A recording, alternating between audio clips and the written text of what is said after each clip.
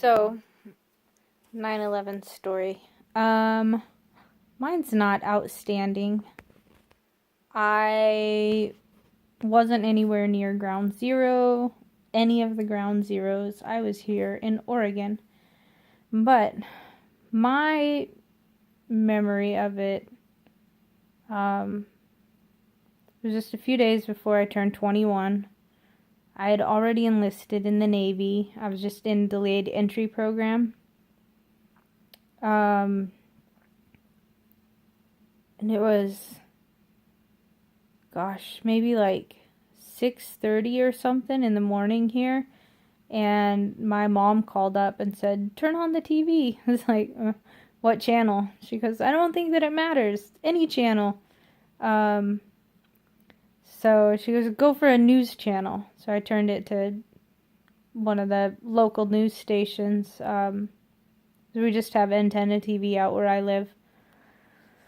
And there was an airplane in a tower. And then another airplane flew in, and I was like, "What is this? What's going on?" It looked so CGI or so grainy and surreal, like some movie. It's like, why are they playing a movie on the news channel?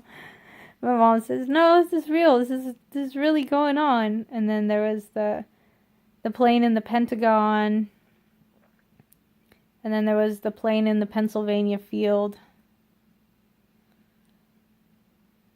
It was so surreal. But my mom, like, the main thing that she could think about was, were they going to call me in early? Like, was I going to war?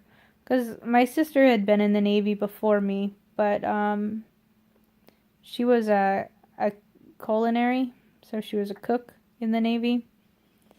And she served during Desert Storm, but she marked Friends, aka Friends of the Quakers, on her religion, so she wasn't sent to war. She wasn't sent anywhere but California. She That's funny. But now my mom could have sworn I was gonna get called in early and I was gonna get shipped off to war. It's kind of crazy, but no, I just remember it being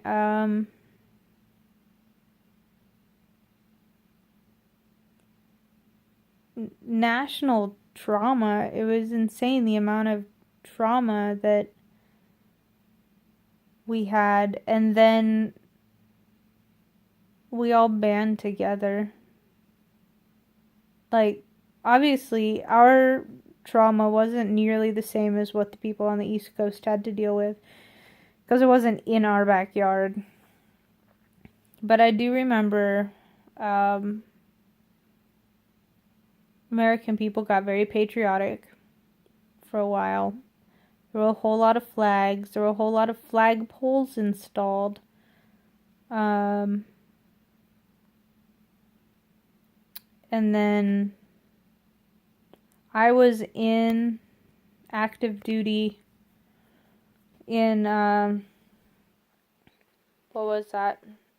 2002, when they started the campaign, the Fire and Fury. And I remember sitting in the barracks with a bunch of other women, and we were all new to the military. Like, we had no idea what was, like we kind of knew a little bit, because we talked about it in our classes. Like, we were so new, we hadn't even gone out to go. We were still, like, in training. Like, we had basic training, and then electronics training, and then specialty training, and a little bit more specialty training on the pieces of equipment that we were going to be in charge of maintaining and fixing. So we weren't even, like, really, we weren't in the fleet, is what we call it in the Navy. We weren't in the fleet yet. We hadn't gone to sea. We were still just in training. We got boot camp and A school, and we were in C school at the time. I just remember all the, like, you could see the back ends of all the rockets and the explosions, like all over Baghdad. Pretty sure it was Baghdad that they were attacking at that time. Yeah, and then in late 2003, no, 2004. So the Operation Fury was in 2003, I believe. Not Fury. Was that Fury? Fire and Fury? And then, so that was when we really entered the war. And then in 2004, late 2004, early 2005 was the ship I was stationed with at the time out of Japan. We picked up a MEU, a Marine Expeditionary Unit, and we took them to the Persian Gulf. We did like 7 months of circles, and our Marines are the ones that took Fallujah. Liberated Fallujah, took Fallujah. I suppose it all kind of depends on where you stand on all that, but yeah, so my 9/11 wasn't really much of a story, but it still is something that sticks in your head, whether it was in your backyard or not. I remember the waking up, it was on every single news channel for days and days. And there were a whole new slew of patriotic songs, especially on the country stations. And it kind of reminded people that we are connected as Americans. And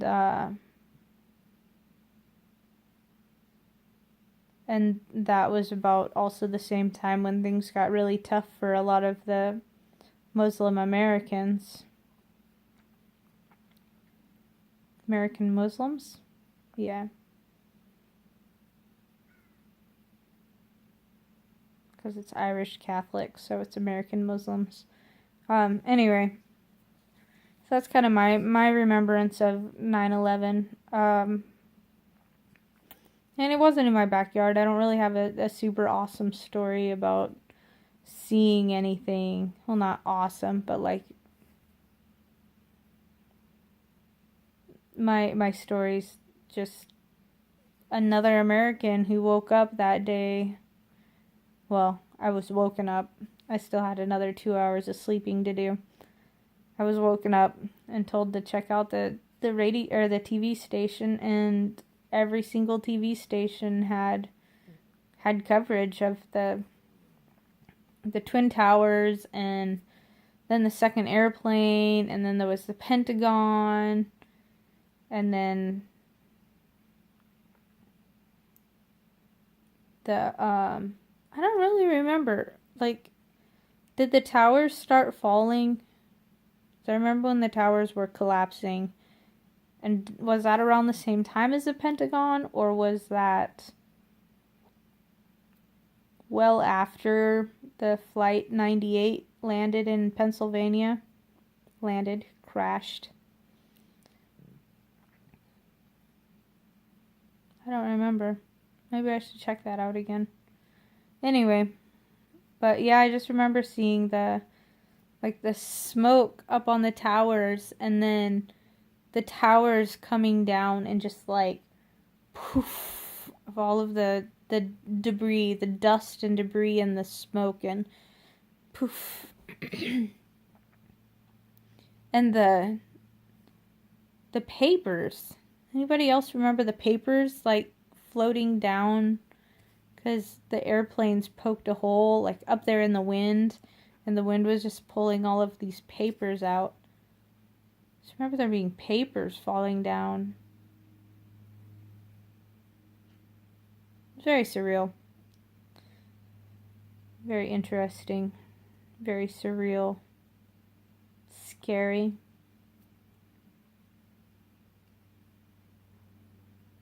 Anyway, so that's my 9/11 story.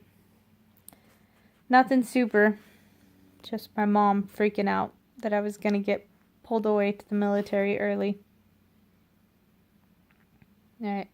Hope everybody had a decent day of remembrance. And don't forget to love your neighbors, no matter what religion they are.